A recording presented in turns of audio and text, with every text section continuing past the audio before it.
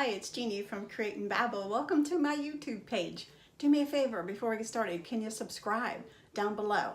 Just click on subscribe and you'll get notified every time I put up a new video. Today's project is a wooden quilt square that you can see here. I'm going to show you step by step how to make it. This project is part of a blogger challenge. We have been challenged with making a wooden square wall art piece using wood. The primary material has to be wood. So everybody has come up with their own idea and their own project, and it's going to be in the playlist below. So be sure to check out everybody's project too. Okay, so now it's time to get to my project. This is a big star quilt square, only it's not a quilt that's going to keep you warm at night. This is going to go on the wall. In fact, this is going to go on this big bare wall here behind me in my kitchen. So let's get started. The first thing you want to do is cut the scrapbook paper or cardstock using the paper trimmer. You first cut the cardstock into 3.5-inch strips. And then take that 3.5-inch strip and cut it down into 3.5-inch squares. Next, you're going to cut that square into half square triangles by turning the square sideways and lining it up point to point on the paper trimmer and cutting it in half. I used 1/4-inch thick poplar boards that I got at the Home Depot, so I wanted to show you quickly where these boards are located within the Home Depot. They are across the aisle from the one-buys, the regular pine boards that you buy. They're across the aisle and they're near the bottom, and they're only 4 feet long. They're 48 inches, and like I said, they're 1/4-inch thick and they're different widths.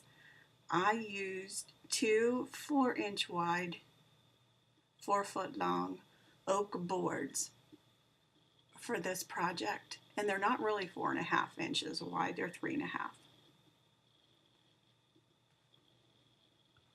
The reason I chose to use the 1/4-inch thick boards is for the weight, because with this size project, if I would have used one-buys, which are 3/4 inch thick, the wall, it would have been very heavy on the wall. So I decided to go with the 1/4-inch thick. And then for the frame, I used the 1/4-inch by 2 by 48 inches long strip, and that's not really 2 inches wide, it's 1.5 inches. Okay, once you get those boards home, it's time to cut them. And I use the miter saw to cut down these 3.5-inch wide boards down to 3.5-inch length so that I would have a 3.5-inch square. I set up a stop block on the fence that you can see on the right side of the saw blade so that I don't have to measure every single time, and so that the squares are exactly 3.5 inches. They're consistently the same size, which is important with woodworking and quilt making.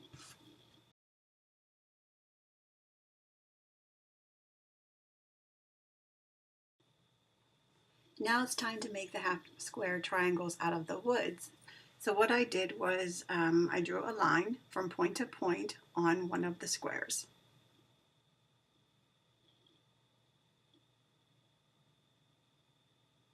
And I took that to my bandsaw and cut as straight as I possibly could down that line.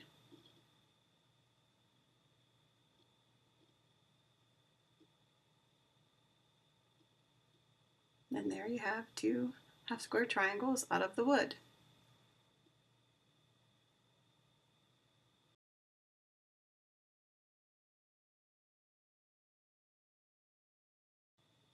After doing a few of these, you may not need to draw the line anymore.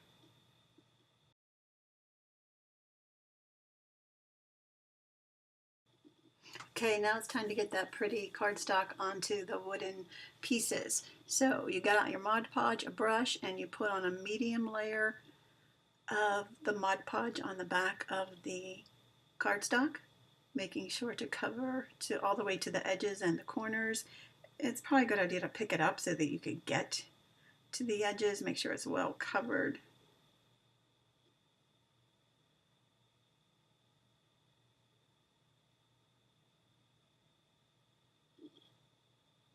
And then apply a coat of the Mod Podge to the wooden pieces.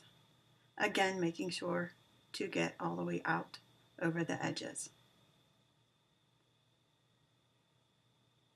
Now you take that paper and put it Mod Podge side to Mod Podge side and press it down with your fingers first, and then get the squeegee tool and rub out from the center to the edges.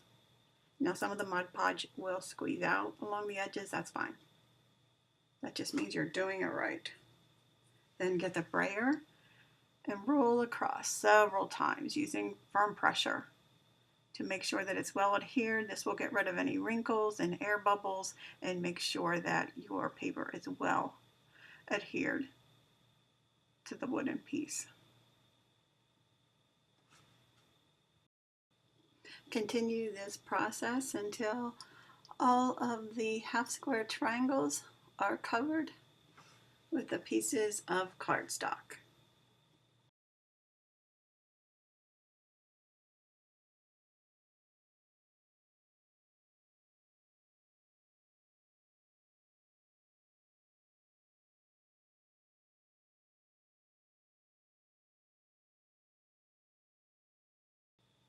The next step in this decoupage process is to put a medium coat of Mod Podge over the piece and let that dry for 10 to 15 minutes, and then come back and put on another coat and allow that to dry.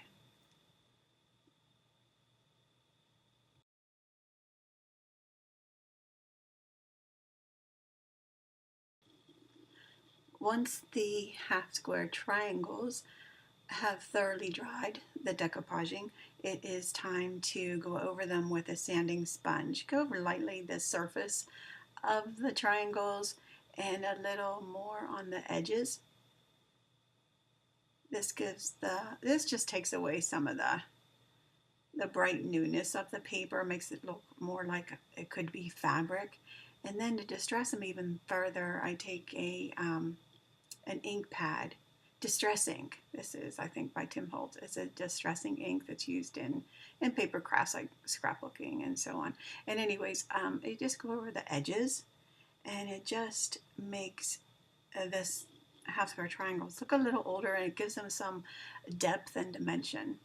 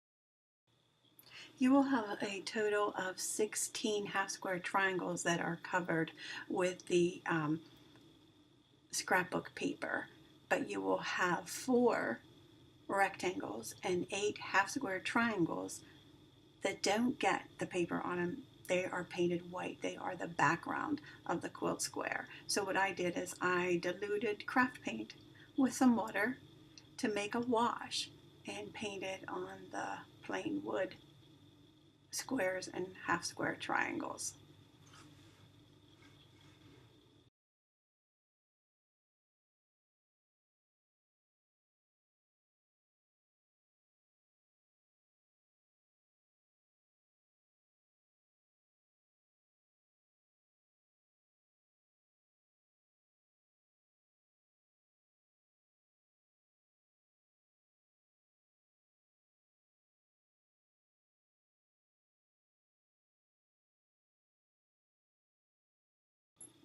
Now take all of your finished half square triangles and rectangles and place them on a plywood board that is cut slightly larger than what the dimension of your final design is. My design without the frame was 14 inches, so my plywood board is 17-inch square.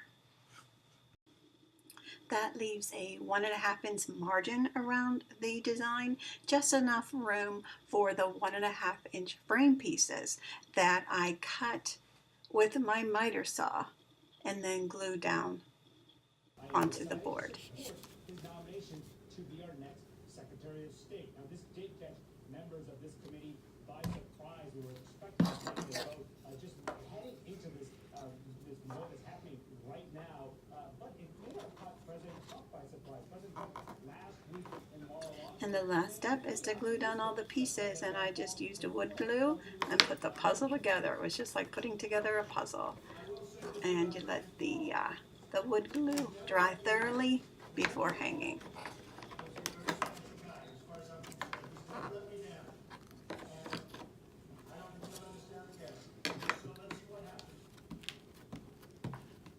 So clearly not letting him down there. We